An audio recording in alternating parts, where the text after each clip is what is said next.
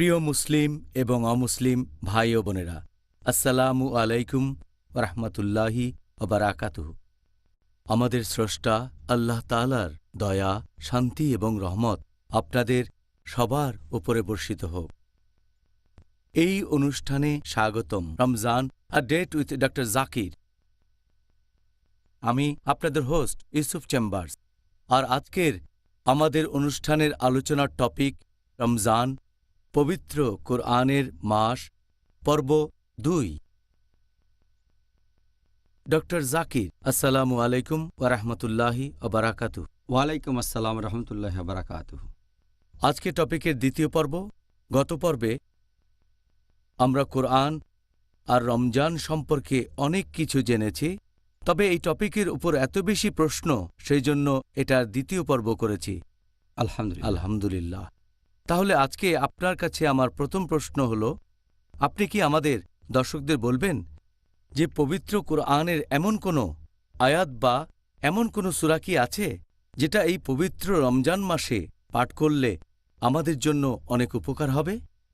এরকম অনেক আয়াত আছে। সত্যি বলতে পবিত্র কোরআন থেকে আপনি যে কোনো আয়াত পাঠ করেন অবশ্যই সব পাবেন। তবে কিছু আয়াত এবং সূরা আছে যেগুলোর কথা নবী মুহাম্মদ সাল্লাল্লাহু আলাইহি সাল্লাম বিশেষভাবে বলেছেন, এগুলো উপকারিতা আরও বেশি।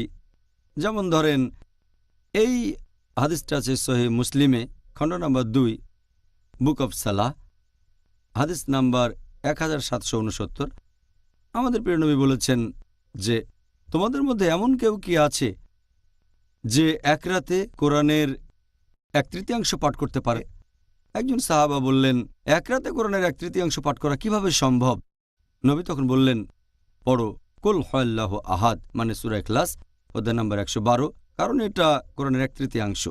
যদি আপনি পড়েন সূরা ইখলাস অধ্যায় নাম্বার 112 আয়াত 1 থেকে 4, মাত্র 4টা আয়াত, এটা পড়লে ধরা হবে কোরআনের 1/3 পড়েছেন। আরও একটা হাদিস আছে মাসনাদ আহমেদে, খণ্ড নম্বর 3, পৃষ্ঠা নাম্বার 437।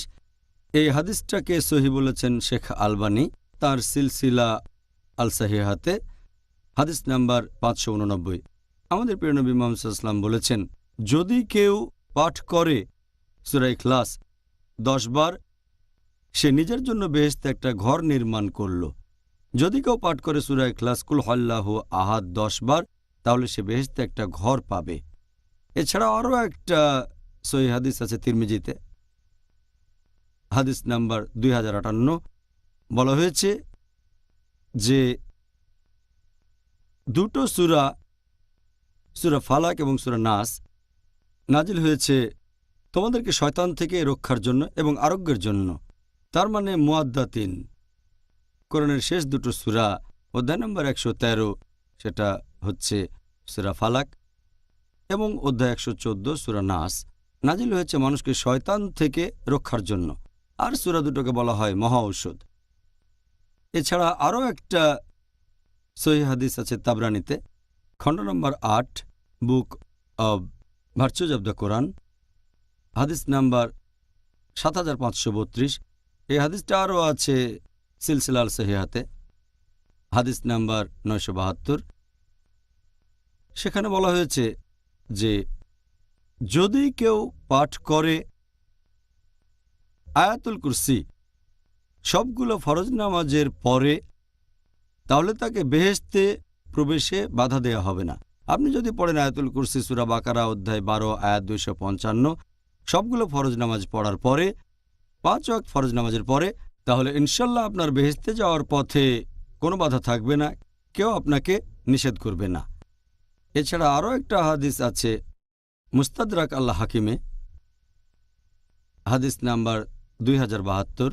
যদি কেউ পাঠ করে সূরা কাহাফ শুক্রবারে, সে একটা আলো পাবে যেটা তার সাথে থাকবে পরের শুক্রবার পর্যন্ত। এরকম আরও অনেক হাদিস আছে যেখানে আমাদের নবী বলেছেন যে কিছু আয়াতের বিশেষ গুরুত্ব রয়েছে। আমি এখানে কয়েকটা বলছি। প্রিয় নবী মুহাম্মদ সাল্লাল্লাহু আলাইহি ওয়াসাল্লাম বলেছেন, এটা আছে সহিহ মুসলিমে, খণ্ড নম্বর 2, বুক অব সালাহ, হাদিস নম্বর 1757, যদি তুমি পাঠ করো দুটো সূরা, সূরা বাকারা এবং সূরা আলে ইমরান, তুমি পাবে দুটো মেঘ বা দুটো চাঁদোয়া অথবা দুটো পাখির ঝাঁক, এরা পুনরুত্থানের দিবসে তোমার পক্ষ নিয়ে মধ্যস্থতা করবে। এই হচ্ছে কোরআনের কিছু আয়াত এবং সূরা নবী যেগুলোর কথা বিশেষভাবে উল্লেখ করেছেন এগুলো উপকারী। দুর্ভাগ্যজনক এটা বাস্তব নিয়ে এমন অনেক মুসলিম আছে যারা শুধু বাইরে থেকে পবিত্র কোরআনকে শ্রদ্ধা করে, কিভাবে ধরতে হবে, কোথায় রাখব, ঠিক জায়গায় রাখতে হবে, ঢেকে রাখব, কিন্তু দুর্ভাগ্যজনকভাবে যখন কোরআনে বর্ণিত আইনগুলো প্রয়োগের ব্যাপারটা আসে, নিজের জীবনে প্রয়োগের প্রশ্ন আসে, তখন অনেকেই অবহেলা করে। এখন বলেন কোনটা বেশি গুরুত্বপূর্ণ, পবিত্র কোরআনের প্রতি শুধু বাইরে থেকে শ্রদ্ধা জানানো, নাকি পবিত্র কোরআনের কথাগুলো নিজের জীবনে প্রয়োগ করা? পবিত্র কোরআনকে সম্মান করার কথা যদি বলেন, বাইরে থেকে শ্রদ্ধা এটা বেশি গুরুত্বপূর্ণ, নাকি কোরআনের অর্থ বুঝে সেগুলো নিজের জীবনে প্রয়োগ করাটা গুরুত্বপূর্ণ? দুটোই গুরুত্বপূর্ণ। মুসলিমরা পবিত্র কোরআনকে সম্মান করবে যতখানি সম্ভব হয়। এছাড়া কোরআন অর্থ বুঝে পড়ব আর সেই নির্দেশগুলো প্রয়োগ করব যেগুলো আল্লাহ তাআলা আমাদেরকে দিয়েছেন। তবে দুঃখের কথা, কিছু মুসলিম আছে যারা শুধু বাইরে থেকে শ্রদ্ধা করে। তারা শ্রদ্ধা করে শুধু লোক দেখানো, কিন্তু যে কারণে কোরআন নাজিল হয়েছে সেই নির্দেশগুলো প্রয়োগ করে না, এতে উদ্দেশ্য পূরণ হয় না। যেমন ধরেন, অনেক মুসলিম আছে যারা কোরআন শরীফ রাখে শেলফের একেবারে উপরে, কোরআন থাকে সবার উপরে। তারা কোরআনকে এত উপরে রাখে যে তাতে ধুলা জমে যায়। কেউ কোরআন পড়তে চাইলে 10 বার চিন্তা করবে, বইটা তো অনেক উপরে আছে, পেড়ে আনা খুব কঠিন। পবিত্র কোরআন এমন একটা বই যেটা হবে আপনার দৈনন্দিন জীবনে পথনির্দেশ। কোরআন থাকবে হাতের কাছে, এমন গাইডের মতো যেটা প্রতিদিন দরকার হয়। এমন শেলফে রাখা উচিত যেখান থেকে সহজে বের করা যায়, যাতে করে প্রয়োজন হলেই শেলফ থেকে বইটা বের করতে পারেন। এভাবে পবিত্র কোরআনকে আমাদের দৈনন্দিন জীবনে গাইড বানাতে হবে। এছাড়াও কিছু মানুষ কোরআনকে অনেক শক্ত করে বেঁধে রাখে সিল্কের কাপড় দিয়ে, আর সবার উপরে রাখে। যদি কারো হাতে সামান্য কিছু সময় থাকে, হয়তো 10 মিনিট, সে তখন কোরআন পড়ার কথা চিন্তা করবে না, কারণ কোরআন পেড়ে আনতে হবে, বাঁধন খুলতে হবে, আবার শক্ত করে তাকে বাঁধতে হবে সিল্ক কাপড়, এই কাজেই সময় লাগবে 10 মিনিট। তাই সে ভাববে যে এখন আর কোরআন পড়ার দরকার কি, এটা থাকবে হাতের কাছে, যাতে করে যখনই আপনার মনে হবে যেন সহজে কোরআন নিতে পারেন। অনেক মুসলিম কোরআন ধরার আগে 1000 বার চিন্তা করে, যেন কোরআন শরীফ একটা RDX বোম, ধরলেই ফাটবে। 1000 বার চিন্তা করে অজু কি আছে, কোনো সমস্যা হবে, কোরআন কি ধরা যাবে, তারপর দাঁড়িয়ে দাঁড়িয়ে কোরআন পড়া যাবে কিনা, ভ্রমণ করার সময় কি পড়া যাবে, পায়ে জুতো পরে কোরআন পড়ছেন, এটা তো হারাম। এগুলো তারা কোত্থেকে পায়, কোন হাদিস বা কোরআনের কোন আয়াত যে পায়ে জুতো পরে কোরআন পড়া যাবে না? এতে উদ্দেশ্যটা পূরণ হয় না। কোরআন হবে মুসলিমদের দৈনন্দিন জীবনে গাইড, থাকবে হাতের কাছে। আর আপনি যখনই সুযোগ পাবেন পবিত্র কোরআন পড়বেন। এটা আপনারা প্রায় দেখবেন, যদি মধ্যপ্রাচ্যের কোনো একটা মসজিদে যান, সেখানে কেউ যদি নামাজ পড়তে মসজিদে যায় আর হাতে সময় থাকে, নষ্ট করে না সময়টা, কোরআনের একটা কপি বের করে নিয়ে পড়া শুরু করে। সেখানে দেখবেন যারা আগে আসে বেশিরভাগই কোরআন পড়ে, কিন্তু উপমহাদেশের মসজিদগুলোতে, যেমন ভারত, পাকিস্তান, বাংলাদেশ, সামান্য কিছু লোককে কোরআন পড়তে দেখবেন আপনারা, হয়তো সামনের কাতারে। আর দ্বিতীয় কাতারে যদি কেউ কোরআন পড়ে, অন্যরা তখন তাকে থামিয়ে দেবে। কোরআনকে মানুষের পিঠ দেখাচ্ছেন, এটা হারাম। এগুলো সবই লোক দেখানো শ্রদ্ধা, বাইরে থেকে শ্রদ্ধা। পবিত্র কোরআন কিন্তু এই কারণে নাজিল হয়নি। কোরআন নাজিল হয়েছে মানবজাতির পথনির্দেশ হিসেবে। আমরা যখনই সুযোগ পাবো কোরআন পড়ব। আর আমার একটা ঘটনা মনে পড়ল যে মধ্যপ্রাচ্যের দেশে একবার এক কারি ভারতীয়, তিনি গেছেন সৌদি আরবে ভ্রমণের জন্য। আর যেহেতু তিনি খুব ভালো কারি, তাকে মাগরিবের নামাজ পড়াতে বলা হলো। সেই কারি নামাজের মধ্যে পড়তে লাগলেন সূরা ফাতিহা, তারপর সূরা ইউসুফ। আর তার কণ্ঠ খুবই সুন্দর, খুব সুরেলা, তাজউদ আছে, আলহামদুলিল্লাহ। তিনি যখন নামাজ শেষ করলেন, তখন দেখলেন একজন আরব হাসছেন। সে ভারতীয় কারি, তাকে জিজ্ঞেস করলেন, কি হয়েছে, আমার কিরাত পছন্দ হয়নি? না, আপনার কিরাত খুবই সুন্দর, তবে আমি ভাবছি যে নামাজের মধ্যে আপনি ইউসুফ আলাইহিসসালামকে কুয়ায় যে ফেলে দিলেন, কিন্তু নামাজ শেষে ওনাকে আর কুয়া থেকে তুলে আনলেন না কেন? আসলে ব্যাপারটা হচ্ছে যে কোরআন পাঠ করেছেন সূরা ইউসুফ, কিন্তু অর্থটা তিনি বুঝতে পারেননি। ইউসুফ আলাইহিসসালামকে কুয়ায় ফেলে দিলেন, কিন্তু নামাজ শেষ করার আগে ওনাকে কুয়া থেকে তুলতে পারতেন। তাই এটা গুরুত্বপূর্ণ যে আমরা কোরআনকে শ্রদ্ধা করব, এটাও গুরুত্বপূর্ণ, শ্রদ্ধা করা উচিত। তবে আসল কথা হচ্ছে অর্থ বুঝে কোরআন পড়েন আর দৈনন্দিন জীবনে এই নির্দেশগুলো প্রয়োগ করেন, এটাই সবচেয়ে ভালো। আপনি খুব সুন্দর উত্তর দিয়েছেন।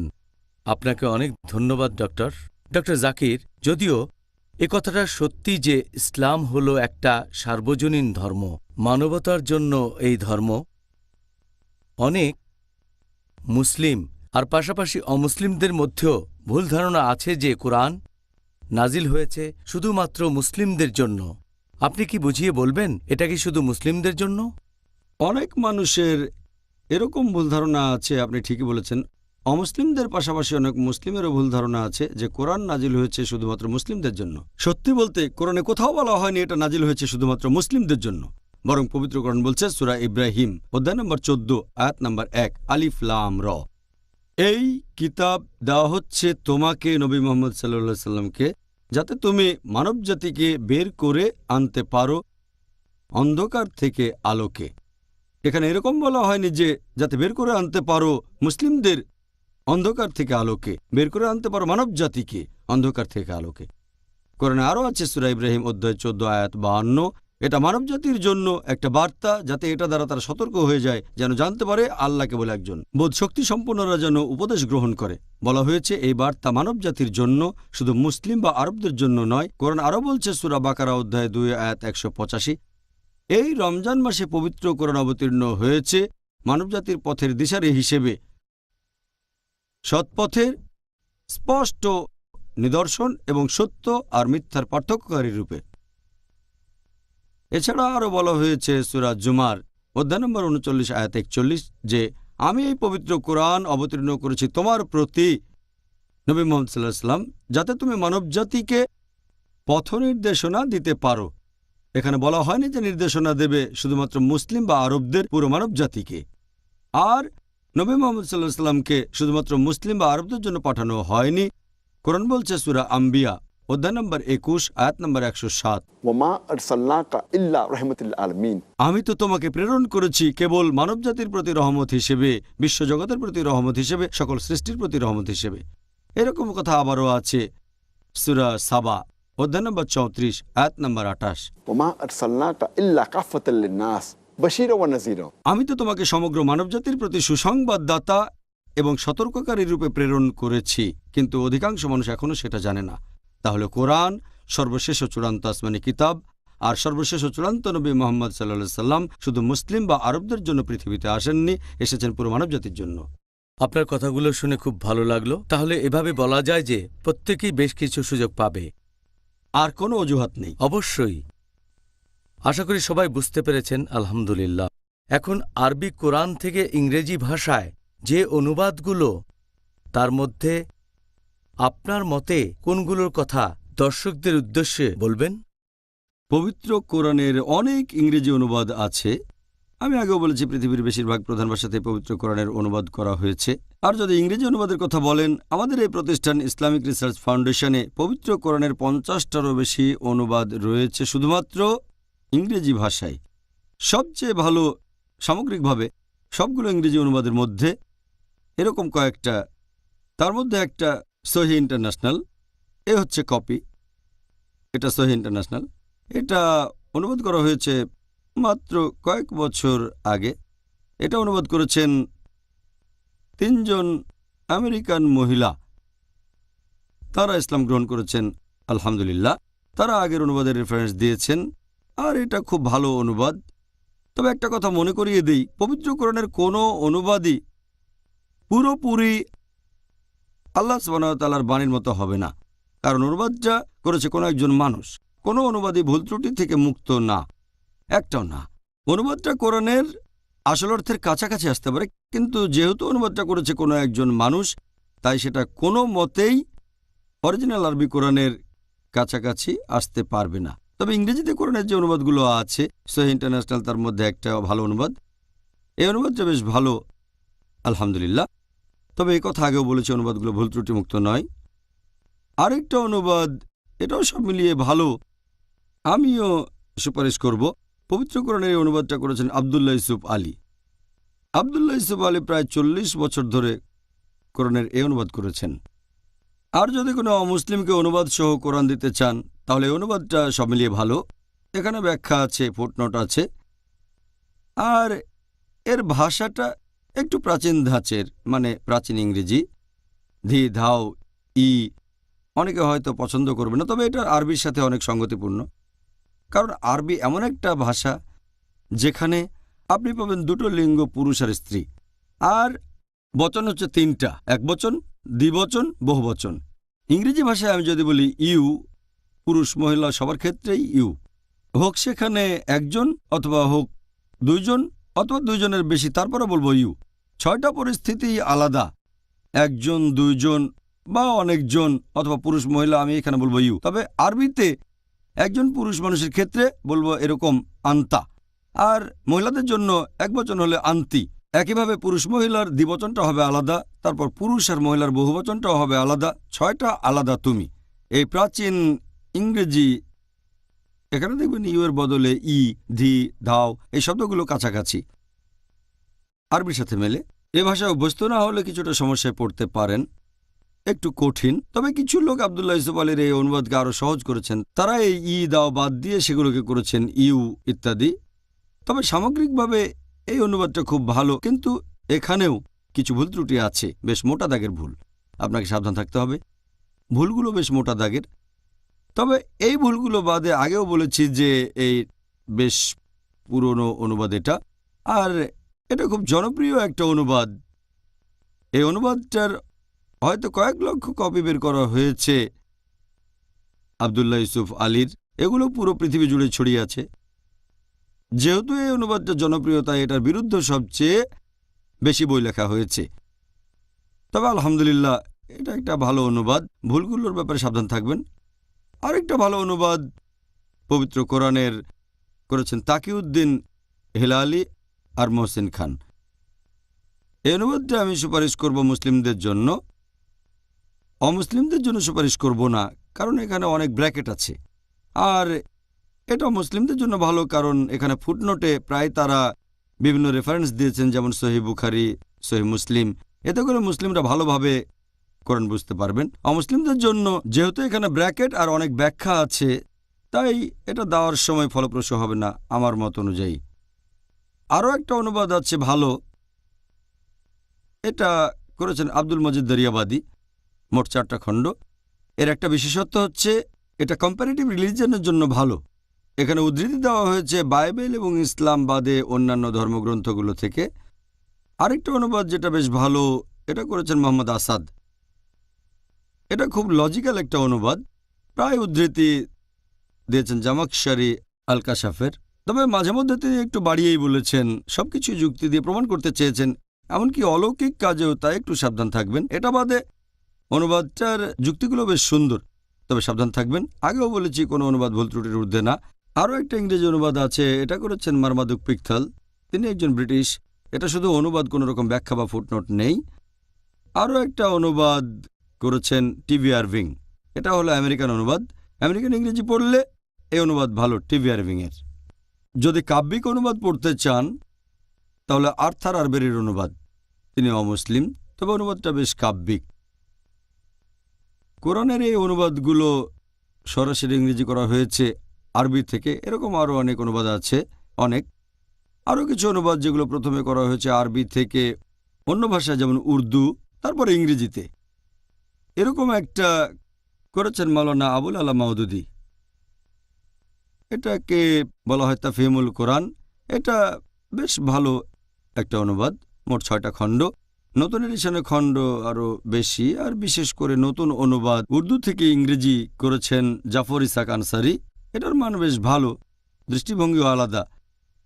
এখানে পবিত্র কোরআনকে একটু ভিন্ন দৃষ্টিভঙ্গি থেকে দেখা হয়েছে। আমি আরেকটা অনুবাদের কথা বলবো। এটাও অনুবাদ করেছেন আরবি থেকে উর্দুতে, তারপর ইংরেজিতে করেছেন মাওলানা শামস পীরজাদা। এখানে মোট 3টা খণ্ড দাওয়াতুল কোরআন। এ হলো কয়েকটা গুরুত্বপূর্ণ অনুবাদ। মনে হয় আমি এখানে 10টার কথা বলেছি। আমাদের কাছে 50টারও বেশি ইংরেজি অনুবাদ আছে, আর বাজারে হয়তো আরও বেশি পাওয়া যাবে। আমাদের দর্শকরা চাইলে কোরআনের এইসব অনুবাদগুলো একবার পড়ে দেখতে পারেন। সুবহানাল্লাহ। এই পর্বে আমরা তো একটা বুক রিভিউ করে ফেললাম। অসাধারণ ডক্টর জাকির। এখন পবিত্র কোরআন অর্থ বুঝে পড়া এই ব্যাপারে আপনি আমাদের পিস টিভির দর্শক ভাইবোনদের কি উপদেশ দেবেন? এ ব্যাপারে আমি আগেও বলেছি, আর এটা প্রমাণও করেছি যে আমাদের উচিত অর্থ বুঝে কোরআন পড়া। তবে আমরা যখন কোরআন পড়ি সে সময় দুইভাবে পড়া যায়, একটা তাজাক্কুরে কোরআন আর একটা তাদাব্বুরে কোরআন। তাজাক্কুরে কোরআন মানে কোরআন আবৃত্তি করে যাওয়া। পবিত্র কোরআনের যে কোনো অনুবাদ পড়লে এটা করা যায়, মূল আরবি ভাষায় অথবা কোনো অনুবাদ। অন্যটা তাদাব্বুরে কোরআন, কোরআনের আয়াতের অর্থ নিয়ে চিন্তা করা। আল্লাহ পবিত্র কোরআনে বলেছেন সূরা নিসা অধ্যায় নম্বর 4 আয়াত নম্বর 82, أفلا يتدبرون القرآن ولو كان من عند غير الله لوجدوا فيه اختلافا كثيرا। তারা কি কোরআন সম্বন্ধে অনুধাবন করে না? যদি এটা আল্লাহ ব্যতীত কারো কাছ থেকে আসতো তাহলে এখানে অনেক অসঙ্গতি থাকতো। এখানে পবিত্র কোরআন বলছে أفلا يتدبرون القرآن। তারা কি কোরআনের অর্থ নিয়ে চিন্তা ভাবনা করে না? তাহলে একটা তাজাক্কুরে কোরআন, তার মানে পবিত্র কোরআন পাঠ করা। আপনি কোরআনের যে কোনো অনুবাদ নিয়ে এটা করতে পারেন, কোরআনের ধারণা সম্পর্কে জানতে পারবেন।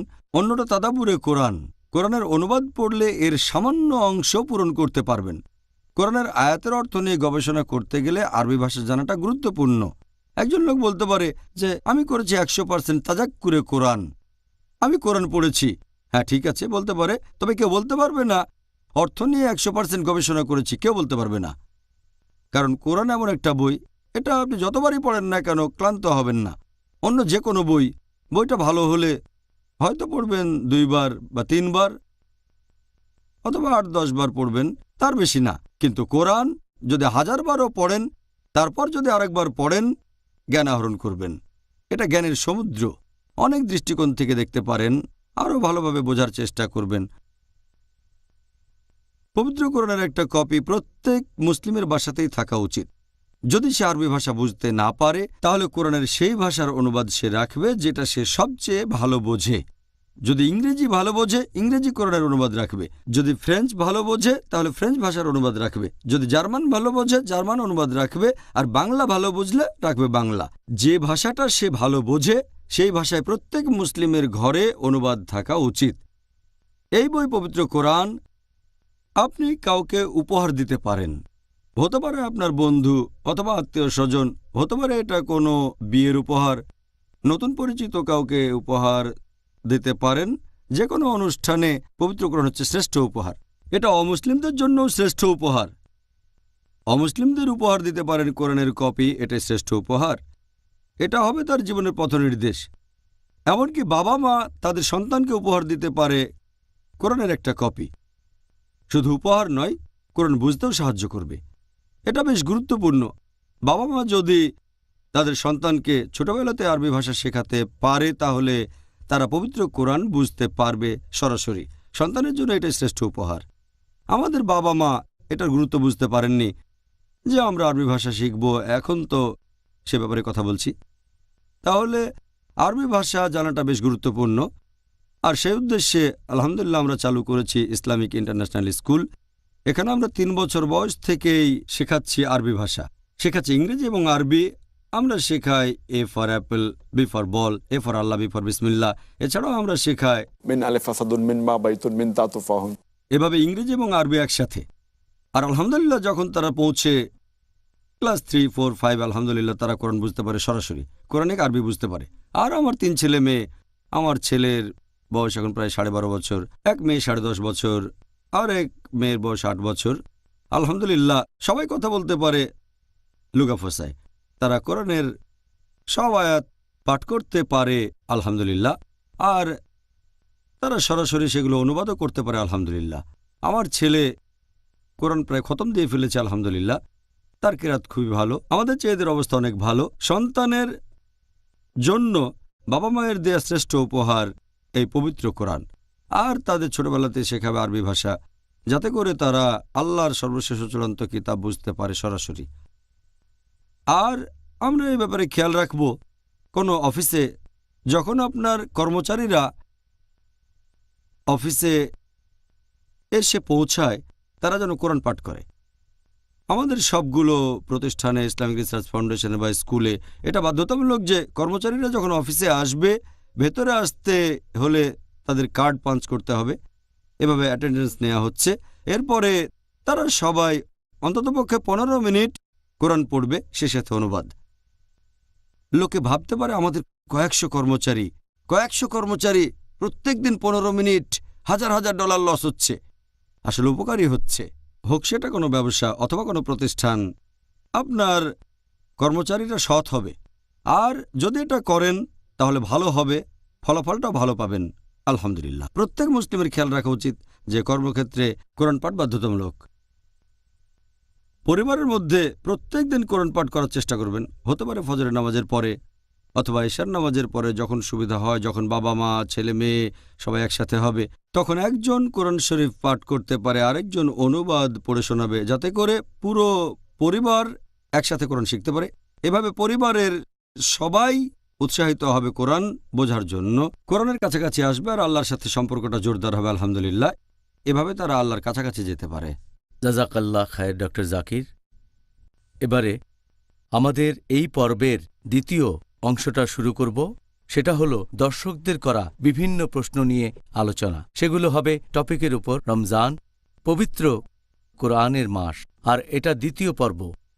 তাহলে ডক্টর জাকির, প্রথম প্রশ্ন দর্শকদের কাছ থেকে, যে সেই সব লোকদের কি হবে যারা তাড়াতাড়ি আরবিতে কোরআন পড়তে পারে না, এমনকি তারা সঠিক আর শুদ্ধভাবেও পবিত্র কোরআন পাঠ করতে পারে না, যেমন তাজউইদ বা মাখরাজ সঠিক থাকে না, এমন লোকদের আপনি কি বলবেন? এমন লোকের কথা যদি বলেন যারা ভালো করে কোরআন পড়তে পারে না, তাজউইদ সঠিক থাকে না, এমন বিভিন্ন সমস্যা, আমাদের নবী মুহাম্মদ সাল্লাল্লাহু আলাইহি ওয়াসাল্লাম বলেছেন। এটা আছে সহিহ মুসলিমে, খণ্ড নম্বর 1, বুক অফ সালাহ, হাদিস নাম্বার 1745। আমাদের নবী বলেছেন, যদি কেউ কোরআন পাঠ করে সঠিকভাবে, সঠিক তাজউইদের সাথে, তখন ফেরেশতাগণ তার সাথে থাকবে। কিন্তু যদি কেউ কোরআন পাঠ করতে গিয়ে সমস্যায় পড়ে, সে পাবে দ্বিগুণ পুরস্কার। এখানে ব্যাখ্যা করা হয়েছে, একটা পুরস্কার কোরআন পাঠের জন্য, আরেকটা সমস্যায় পড়ার জন্য। তাহলে যে কোরআন পড়তে পারে না, সে যদি তারপরও কষ্ট করে কোরআন পাঠ করে, তাহলে ইনশাল্লাহ সে দ্বিগুণ পুরস্কার পাবে। এ হলো ইসলাম। মাশাআল্লাহ, যত কষ্ট করবেন তত পুরস্কার পাবেন ইনশাল্লাহ। ইনশাআল্লাহ। পরের প্রশ্ন, কিছু মুসলিম এই রমজান মাসে বারবার পবিত্র কোরআন পাঠ করে এবং তারা কোরআন, সম্পূর্ণ কোরআন পাঠ করে অনেকবার। এখন একজন মুসলিম এভাবে কতবার কোরআন খতম দিতে পারবেন? রমজান মাসে যত বেশি কোরআন পাঠ করবেন তত উপকার পাবেন। আলহামদুলিল্লাহ, নবীও সুপারিশ করেছেন। তবে সবকিছুরই সীমা আছে। বেশি করা ভালো, তবে বাড়াবাড়ি ভালো না। আমাদের নবীর একটা হাদিস আছে সহিহ বুখারীতে, খণ্ড নাম্বার 6, হাদিস নাম্বার 5054। আমাদের নবী মুহাম্মদ সাল্লাল্লাহু আলাইহি ওয়াসাল্লাম বলেছেন, একবার একজন সাহাবা তাকে জিজ্ঞেস করলেন যে আমি কতবার কোরআন পড়ব? নবী বললেন যে প্রতি মাসে একবার পুরো কোরআন পাঠ করবে। সাহাবা বললেন, আমি তো আরও বেশি পড়তে পারি। তখন নবী বললেন, প্রতি সপ্তাহে একবার পুরো কোরআন পাঠ করো। আর সাহাবীগণ সাধারণত এটাই করতেন, তারা প্রতি সপ্তাহে একবার পুরো কোরআন পাঠ করতেন। সেই কারণে কোরআনকে ভাগ করা হয়েছে 7টা মঞ্জিলে, আর প্রত্যেক মঞ্জিলে রয়েছে 4 পারার চেয়ে সামান্য একটু বেশি। কোরআনকে বিভক্ত করা হয়েছে 30 পারায়। যদি আপনি প্রত্যেক দিন 1 পারা কোরআন পড়তে পারেন, 1 মাসে পুরো কোরআন পাঠ করবেন। এটা সাধারণত সুপারিশ করা হয়েছে। যদি বেশি পড়তে চান তাহলে প্রতি সপ্তাহে একবার পুরো কোরআন পাঠ করেন। আলহামদুলিল্লাহ। তবে নবী সতর্ক করে দিয়েছেন, এটা আছে তিরমিজিতে, সুনান আল তিরমিজি, হাদিস নাম্বার 2949। নবী বলেছেন, যদি কেউ 3 দিনের কম সময়ে কোরআন খতম দেয়, সে আসলে কোরআন বোঝেইনি। তার মানে 3 দিনের কম সময়ে পুরো কোরআন পড়লে, এত দ্রুত পড়লে আপনি কোরআনের অর্থ বুঝতে পারবেন না। ব্যাপারটা তখন হয়ে যাবে প্যারেড ফ্যাশনের মতো, খুব তাড়াতাড়ি, আরও তাড়াতাড়ি, কোনো লাভ নেই। যদি আরবি ভাষা বোঝেনও, এত তাড়াতাড়ি পড়লে আপনি কিছুই বুঝবেন না। তাই এটা গুরুত্বপূর্ণ, যখন কোরআন পাঠ করবেন আপনারা, তখন এর অর্থ বুঝবেন। এই হাদিসটা আছে তিরমিজিতে, হাদিস নাম্বার 2949। বলা হয়েছে, যদি 3 দিনের কম সময়ে কোরআন খতম দাও, তাহলে কোরআন বুঝতে পারোনি তোমরা। এখানে সময়ের কথা বলছে, যে 3 দিন বা তার বেশি কম হতে পারবে না। এখানে আরও একটা কথা বলা হয়েছে যে শুধু পাঠ করা গুরুত্বপূর্ণ নয়, অর্থ বোঝাটাও সমান গুরুত্বপূর্ণ। সেজন্য আমি সবসময় বলি, আরবিতে পড়ার পাশাপাশি কোরআনের অনুবাদও পড়েন। রমজান মাসে 2 বার কোরআন খতম দেওয়ার বদলে একবার পুরো কোরআন পাঠ করেন, একবার অনুবাদ পড়েন যদি আরবি ভাষা না জানেন। 4 বার খতম দেওয়ার বদলে 2 বার পড়েন আরবিতে, আর 2 বার সেই ভাষায় অনুবাদটা, যেটা সবচেয়ে ভালো বোঝেন। তাই আমরা পড়ার পাশাপাশি বোঝার চেষ্টা করব আল্লাহ কি নির্দেশ দিয়েছেন আমাদের, আর সেই নির্দেশগুলো আমরা আমাদের জীবনে প্রয়োগ করব। তাই সবচেয়ে ভালো। আর আমাদের নবী বলেছেন কোরআন যত পাঠ করবে তত ভালো, আর সময়টা কমপক্ষে 3 দিন, তাহলে 1 মাসে 10 বারের বেশি কোরআন খতম দিতে পারবেন না যদি রমজান মাসে কোরআন পড়েন। তবে কমন প্র্যাকটিস ছিল সাহাবীগণ 7 দিনে 1 বার কোরআন খতম দিতেন, এভাবে 4 বার খতম দিতে পারবেন আপনারা, অথবা 1 মাসে 1 বার, এভাবে করলেও সেটা ভালো। আশা করি উত্তরটা পেয়েছেন। আপনাকে অনেক ধন্যবাদ ডক্টর জাকির। এবারে পরের প্রশ্ন, এটাও করেছেন আমাদের একজন দর্শক। পবিত্র কোরআনের সবচেয়ে ভালো আরবি তাফসির কোনটা, যেটা ইংরেজিতে সঠিকভাবে অনুবাদ করা হয়েছে? আপনি যদি আরবিতে কোরআনের তাফসিরের কথা বলেন, এরকম অনেক তাফসির আছে আরবিতে। এরকম খুব বিখ্যাত দুটো বিভিন্ন রকম আরবি তাফসিরের মধ্যে একটা লিখেছেন তাবরি, আর অন্যটা ইবনে কাসির। এছাড়াও অনেক তাফসির আছে, যেমন ধরেন কুরতুবি, তারপর জামাকশারি আল কাশাফ, আরও অনেক। তবে বিখ্যাত দুটো হচ্ছে তাবরি আর ইবনে কাসির। শুধু ইবনে কাসিরের তাফসির ইংরেজিতে অনুবাদ করা হয়েছে, অনেক প্রকাশনী বের করেছে, যেমন ধরেন রিয়াদের দারুসালাম। তাবরির তাফসিরের রচয়িতা যিনি, তার পুরো নামটা হচ্ছে ইমাম মোহাম্মদ ইবনে জারির আত-তাবরি। তিনি জন্মগ্রহণ করেছিলেন 224 হিজরি সালে, আর মৃত্যু 310 হিজরি সালে, 86 বছর বয়সে। আর ইবনে খুজাইমার মতে তিনি বলেছেন তিনি এই কিতাব পড়েছেন শুরু থেকে শেষ পর্যন্ত, আর তিনি এমন কাউকে চেনেন না যে ইবনে জারিরের চেয়ে বেশি জ্ঞানী পুরো পৃথিবী জুড়ে পবিত্র কোরআন শরীফের জ্ঞান প্রসঙ্গে। আর তাবরির এই তাফসির সম্পর্কে অনেক বিশেষজ্ঞ প্রশংসাসূচক মন্তব্য করেছেন। আরেকজন বিখ্যাত লোক শাইখুল ইসলাম ইবনে তাইমিয়া, তিনি বলেছেন এই তাফসির সম্পর্কে যে পবিত্র কোরআনের যে তাফসিরগুলো পাওয়া যায় এখন, এটা তার সময়ের কথা। কোরআনের যেসব তাফসির পাওয়া যেত তার সময়ে, সবচেয়ে ভালো তাফসির হচ্ছে ইবনে জারিরের, মানে আত-তাবরি। কারণ তিনি সালাফগণের দৃষ্টিভঙ্গি তুলে ধরেছেন, যারা পূর্বসূরি সালফে সালেহিন, আর তিনি বিশুদ্ধ সনদ থেকে উদ্ধৃতি দিয়েছেন। সনদগুলো বিশুদ্ধ, সেই সব উৎস থেকে বলেননি যেগুলো সন্দেহজনক, দ্বিধাদ্বন্দ্ব আছে, এমন কিছু বলেননি যেটা হচ্ছে বিদআহ, নতুন সংযোজন। সেজন্য শাইখুল ইসলাম ইবনে তাইমিয়া এই তাফসিরটাকে বলেছেন সেরা। এছাড়া আরও একটা বইয়ে তিনি মন্তব্য করেছেন শাইখুল ইসলাম ইবনে তাইমিয়া, তিনি বলেছেন যে তাবরি উদ্ধৃতি দিয়েছেন সাহাবীগণের তাবাইন, তাবাইন আর তাবাইন অনুসারীদের, আর সঠিক সনদ হাজির করেছেন, সব নাম উল্লেখ আছে। এতে বিশেষজ্ঞগণের সুবিধা হয়েছে, যারা চেক করতে পারবেন প্রত্যেক রাউইকে, বর্ণনাকারীকে, বিশুদ্ধতাও চেক করবেন। এটাতে সাধারণ মানুষের হয়তো সুবিধা হবে না, যারা আপনার আমার মতো। আর তিনি বলেছেন শাইখুল ইসলাম ইবনে তাইমিয়া যে সাধারণ মানুষ শুধু জানতে চায় হাদিসটা কি সহিহ, জয়ীফ না মওদু, তারা হয়তো সনদের ব্যাপারে আগ্রহী হবে না। তাফসিরটা তাদের জন্য ভালো যারা বিশেষজ্ঞ জ্ঞান আহরণ করতে চান। আরেকটা আরবি তাফসির যেটা খুব ভালো আর খুব বিখ্যাত, এটা হচ্ছে ইবনে কাসির। আর এই তাফসিরের বর্ণনাকারীর নামটা, তার পুরো নাম হচ্ছে আবুল ফিদা ইসমাইল ইবনে কাসির আল দামাকশারি। ইনার তাফসির সুয়ুতির মতে তিনি বলেছেন যে ইবনে কাসিরের মতো পবিত্র কোরআনের তাফসির আর একটাও লেখা হয়নি। আপনারা যদি ইবনে কাসিরের তাফসির পড়েন, তিনি দিয়েছেন ক্রস রেফারেন্স। কোরআনের অন্যান্য আয়াতও বলেছেন, কোরআনের আয়াত দিয়েই কোরআনের ব্যাখ্যা করেছেন। বিভিন্ন হাদিসের উদ্ধৃতি দিয়েছেন, সহিহ হাদিস, আর অনেক সময় সনদ পেশ করেছেন, বিশেষ করে যদিও হয় মাসনাদ আহমদ, কারণ তিনি পুরো মাসনাদ আহমদ মুখস্থ করেছিলেন। আপনি চেক করতে পারেন যে কথাগুলো সঠিক না বেঠিক। তাহলে ইবনে কাসির মাশাআল্লাহ কোরআনের এই তাফসিরটা খুব ভালো। এই দুটো তাফসির তাবরি আর ইবনে কাসির হচ্ছে সেরা। এক কথায় যদি এই দুটো বিখ্যাত তাফসিরের কথা বলেন, আর তাবরি বেশি বিখ্যাত, বেশি ভালো, তবে তাদের জন্য যারা বিশেষজ্ঞ জ্ঞান আহরণ করতে চান, এটা সাধারণ মানুষের জন্য হয়তো ততটা উপকারী হবে না। তবে ইবনে কাসির সম্পর্কে যদি বলতে হয়, এটা বিশেষজ্ঞগণের জন্য ভালো, যারা জ্ঞান আহরণ করতে চান, পাশাপাশি সাধারণ মানুষের জন্য। আরবিতে কোরআনের এই দুটো তাফসির আমার জানা মতে এই দুটো সবচেয়ে ভালো, আলহামদুলিল্লাহ, আল্লাহ সব জানেন। আর শুধুমাত্র ইবনে কাসিরের তাফসির ইংরেজিতে অনুবাদ করা হয়েছে, অনেক প্রকাশনী বের করেছে, যেমন দারুস সালাম রিয়াদ থেকে। জাজাকাল্লাহ খায়ের ডক্টর জাকির। একটা ব্যাপারে জিজ্ঞাসা করি, ইনাদের মধ্যে কে আগে? তাবরি। তাবরি ইবনে আগে কাসির, এসেছিলেন? ইবনে কাসির তিনি মৃত্যুবরণ করেছেন 774 হিজরিতে।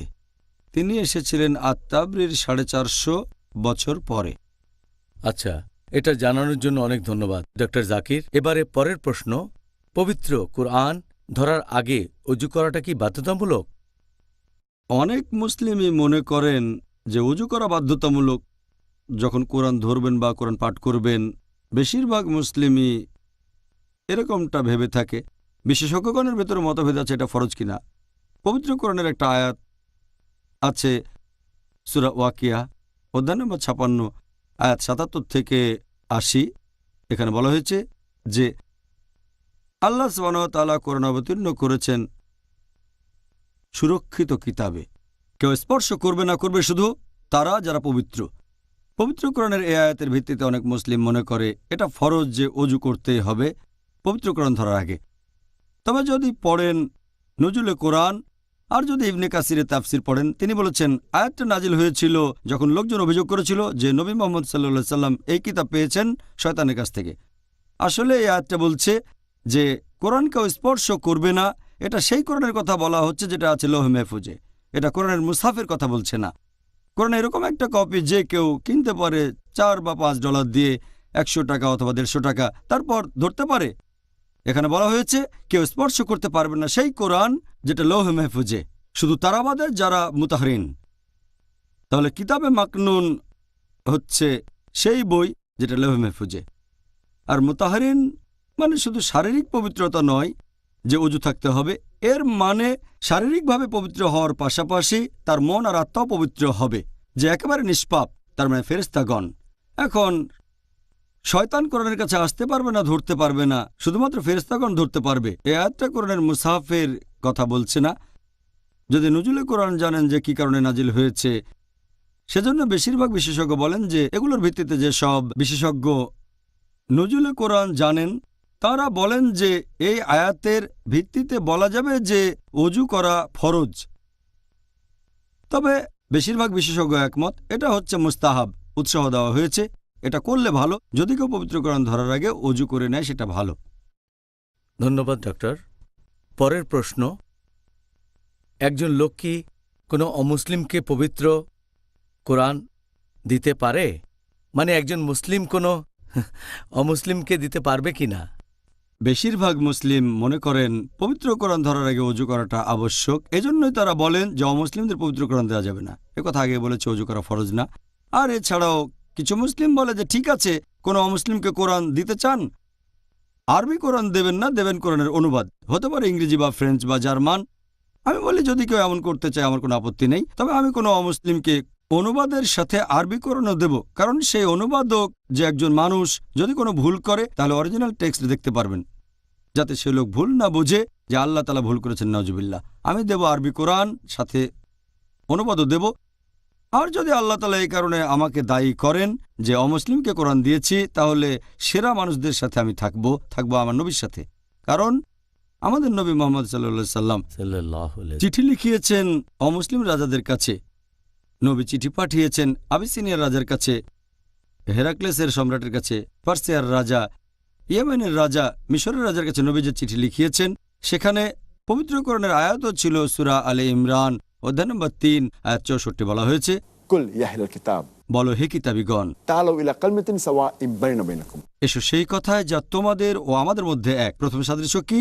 अल्ला नअबुद इल्लल्लाह আমরা আল্লাহ ছাড়া কারো ইবাদত করি না, वला नुश्रिक बिही शैय्यन তার সাথে কাউকে শরীক করি না। वला यत्तखिज बादुन बादन अरबाबन मिन दुनिल्लाह আমাদের মধ্য থেকে আল্লাহ ব্যতীত আমরা অন্য কাউকে রব হিসেবে গ্রহণ করি না। فإن तवल्लوا যদি তারা মুখ ফিরিয়ে নেয়, फकुलु शहदू বলো তোমরা সাক্ষী থাকো बिअन्ना मुस्लिमून আমরা মুসলিম, আল্লাহর কাছে নিজের ইচ্ছাকে সমর্পণ করি। তাহলে পবিত্র কোরআনের এই আয়াত দিয়ে আমাদের নবী মুহাম্মদ সাল্লাল্লাহু আলাইহি ওয়াসাল্লাম চিঠি লিখিয়েছেন আর পাঠিয়েছেন অমুসলিম রাজাদের কাছে। তাদের অনেকেই সেই চিঠি পড়ার পরে ইসলাম গ্রহণ করেছে, আবার অনেকে চিঠি ছিঁড়ে ফেলেছে, আবার অনেকে সেই চিঠি পা দিয়ে মারিয়েছেন। তাহলে নবী যেহেতু অমুসলিমদের কাছে কোরআনের আয়াত দিয়েছেন, আমরাও দিতে পারি। এছাড়াও আমি একটা প্রশ্ন করতে চাই যে বর্তমানে প্রায় 1,40,00,000 আরব আছে যারা কপ্টিক খ্রিস্টান। আপনারা এই আরব খ্রিস্টানদের কোরআনের কোন অনুবাদটা দেবেন? তাহলে কি আরবিতেও কোরআনের অনুবাদ করবেন? সবচেয়ে সেরা হচ্ছে আল্লাহ তাআলার বাণী। তাই আমার মতে কোনো সমস্যা নেই, আপনি একজন অমুসলিমকে অনুবাদ সহ আরবি কোরআন দিতে পারেন, এটাই উচিত। ধন্যবাদ ডক্টর। শেষ প্রশ্ন, এই শব্দটার অর্থ আসলে কি? আলিফ লাম মিম। যদি এরকম শব্দের অর্থের কথা বলেন, আলিফ লাম মিম ইত্যাদি যদি বলেন, এই শব্দগুলোকে বলা হয় মুকাত্তাত, শব্দগুলোকে বলা হয় ভাঙা অক্ষর। আর কোরআনের বেশ কিছু সূরা এরকম শব্দ আছে, কখনো কখনো অক্ষর থাকে মাত্র একটা, যেমন সোয়াদ, এটা সূরা সাদ অধ্যায় 38। এরপর কফ, সূরা কফ অধ্যায় 50। তারপর নুন, সূরা কালাম অধ্যায় 68। কখনো থাকে দুটো অক্ষর এক জোড়া, যেমন তহা, সূরা তহা অধ্যায় 20। তাসিন, সূরা নামল অধ্যায় 27। তারপর ইয়াসিন, সূরা ইয়াসিন অধ্যায় 36। আবার কখনো এই শব্দগুলোতে থাকে 3টা অক্ষর। কোরআনে এই 3 অক্ষরের কম্বিনেশন একটা আছে 6 বার, 5 বার, অন্যটা 2 বার। তাহলে 3 অক্ষরের কম্বিনেশন আছে মোট 13 বার। একটা কম্বিনেশন হচ্ছে আলিফ লাম মিম, আছে সূরা বাকারা অধ্যায় 2, সূরা আলে ইমরান অধ্যায় 3, এরপর সূরা নম্বর 29, 30, 31, 32। এরপর আরও একটা কম্বিনেশন আছে আলিফ লাম র, এটা সূরা ইউনূস অধ্যায় 10, তারপর সূরা হিজর অধ্যায় 15, আছে 5 বার। এরপর আরও একটা কম্বিনেশন তাসিন মিম আছে সূরা শুরাতে অধ্যায় 26, এছাড়াও সূরা কাসাস অধ্যায় নম্বর 28। এছাড়াও 4টা অক্ষরের কম্বিনেশন আছে আলিফ লাম মিম র। আরও কয়েকটা 5টা অক্ষরের কম্বিনেশন আছে মোট 2 বার। তাহলে এক কথায় মোট 5টা কম্বিনেশন, 1টা 2টা 3টা 4টা 5টা সব মিলিয়ে এরকম শব্দ আছে মোট 29 বার। আরবি অক্ষরের সংখ্যার সমান, আলিফ বা তা এভাবে হামজা পর্যন্ত 29টা অক্ষর। অনেক লোকজন এ ব্যাপারে বিভিন্ন কারণের কথা বলে যে এই শব্দগুলো উল্লেখ করা হয়েছে। এসব কারণ নিয়ে এ পর্যন্ত অনেকগুলো বই লেখা হয়েছে, অনেক বই। অনেকে বলে এগুলো আল্লাহ সুবহানাহু ওয়া তাআলার প্রতীক, অনেকে বলেন সংক্ষেপে লেখা, যেমন নুন হলো নূর, তার মানে আলো। কেউ বলেন এগুলো আল্লাহ সুবহানাহু ওয়া তাআলার স্বাক্ষর, কেউ বলেন এটা ছন্দ মেলানোর জন্য, কেউ বলেন এগুলো সংখ্যাগত মান আছে, কেউ বলেন এগুলো মনোযোগ আকর্ষণের জন্য, নবীর মনোযোগ আকর্ষণের জন্য, আর নবী অন্যদের মনোযোগ কেড়েছেন, এরকম অনেক কারণ। তবে আমার মতে এগুলোর মধ্যে সেরা যেটা মনে করতেন হযরত আবু বকর রাদিয়াল্লাহু আনহু, যেমন ধরেন আমি জানি আমাদের শরীর কি দিয়ে তৈরি, আমাদের শরীরে যেসব উপাদান আছে তার সবই কম বেশি পরিমাণে পৃথিবীর মাটিতেও আছে। আমি জানি মানুষের শরীরে কি কি উপাদান আছে, সেগুলো বাজারে কিনতে পারবেন, বাজার থেকে কিনে আনবেন, সেখানে পানি দেবেন, কিন্তু জীবন দিতে পারবেন না, এটা সিক্রেট। একইভাবে আল্লাহ সুবহানাহু ওয়া তাআলা এই অক্ষরগুলো ব্যবহার করেছেন আর বলেছেন আরবদের, সেই সময়কার আরবরা তাদের ভাষা নিয়ে খুব গর্ব করত। আরবি সাহিত্য অনেক উপরে, তাই আল্লাহ বলেন আলিফ লাম মিম ইয়াসিন কফ নুন, এগুলো তোমাদের অক্ষর, তোমাদের অক্ষর দিয়ে কোরআন সৃষ্টি করেছি। তিনি তাদের চ্যালেঞ্জ করেছেন কোরআনের কাছাকাছি কিছু লিখতে, আর এই চ্যালেঞ্জটা দেওয়া হয়েছে অনেক জায়গায়। সূরা তুর অধ্যায় নম্বর 52 আয়াত নম্বর 34, যে কোরআনের মতো আরেকটা বই রচনা করো। আল্লাহ কথাটা আবারও বলেছেন সূরা ইসরা অধ্যায় নম্বর 17 আয়াত 88। আল্লাহ বলেছেন, কোরআনের অনুরূপ একটা কিতাব রচনা করো। তারপর আল্লাহ চ্যালেঞ্জটা একটু সহজ করে দিয়েছেন পবিত্র কোরআনে সূরা হুদ অধ্যায় 11 আয়াত 13, যে আল্লাহ চ্যালেঞ্জ করেছেন তোমরা কোরআনের মতো 10টা সূরা রচনা করো। এরপর চ্যালেঞ্জটাকে আরও সহজ করে দিয়েছেন সূরা ইউনুস অধ্যায় 10 আয়াত 38, যে কোরআনের মতো মাত্র একটা সূরা রচনা করো। আল্লাহ আরও সহজ করে দিয়েছেন চ্যালেঞ্জটা সূরা বাকারা অধ্যায় 2 আয়াত 23 ও 24। আল্লাহ বলেছেন, وإن كنتم في ريب مما نزلنا على عبدنا فأتوا بسورة من مثله। যে তোমাদের যদি সন্দেহ থাকে যেটা অবতীর্ণ করেছে আমার বান্দার উপর নবী মুহাম্মদ সাল্লাল্লাহু আলাইহি সাল্লাম, তাহলে এর কাছাকাছি একটা সূরা রচনা করে দেখাও। وادعوا شهداءكم من دون الله إن كنتم صادقين। আহ্বান করো সব সাহায্যকারী আর সাক্ষীকে, যদি আল্লাহ ব্যতীত অন্য কেউ থাকে আর যদি সত্যবাদী হও। فإن لم تفعلوا কিন্তু যদি তা না পারো, ولن تفعلوا আর অবশ্যই কখনো করতে পারবে না, فاتقوا النار التي وقودها الناس والحجارة وعدت للكافرين। তাহলে সে আগুনকে ভয় করো যার ইন্ধন হবে মানুষ ও পাথর, কাফিরদের জন্য যা প্রস্তুত করে রাখা হয়েছে। এটা আসলে একটা চ্যালেঞ্জ। আল্লাহ বলেছেন আরবদের, যারা তাদের ভাষা নিয়ে গর্ব করে, এগুলো তোমাদের অক্ষর আলিফ লাম মিম ABCD, তোমাদের অক্ষর দিয়ে কোরআন সৃষ্টি করেছি। চ্যালেঞ্জ করেছেন তোমরা এমন সূরা রচনা করো যেটা কিছু হলেও কোরআনের কাছাকাছি আসে। এটা হলো একটা ব্যাখ্যা যেটাকে আমি সঠিক বলে মনে করি। আল্লাহ আমাদেরকে চ্যালেঞ্জ করেছেন, আর সেই কারণে যখন এই অক্ষরগুলো পবিত্র কোরআনে উল্লেখ করা হয়েছে, ঠিক তার পরপরই পবিত্র কোরআনের কিছু বৈশিষ্ট্যের কথা সেখানে উল্লেখ করা হয়েছে। তাই আমার মত অনুযায়ী পবিত্র কোরআনে এই অক্ষরগুলোর অর্থ হলো এরকম, আর বাকিটা আল্লাহ জানেন। ডক্টর জাকির, আপনাকে অনেক ধন্যবাদ। জাজাক আল্লাহ খায়ের। আল্লাহ তাআলা যেন আপনার পুরস্কার অনেক গুণ বাড়িয়ে দেন, বিশেষ আমিন। করে এই পবিত্র রমজান মাসে। ভাই ও বোনেরা, আশা করি আজকের উত্তরগুলো শুনে আপনারা সবাই যথেষ্ট উপকৃত হয়েছেন। সবাইকে অনুরোধ করছি আমাদের এই অনুষ্ঠানটা দেখবেন, রমজান আর ডেট উইথ ডক্টর জাকির। আগামীকাল আবার দেখা হবে একই সময়ে। সেদিন আমাদের আলোচনার টপিক হবে যাকাত পর্ব 1। আসসালামু আলাইকুম ওয়া রাহমাতুল্লাহি ওয়া বারাকাতুহু।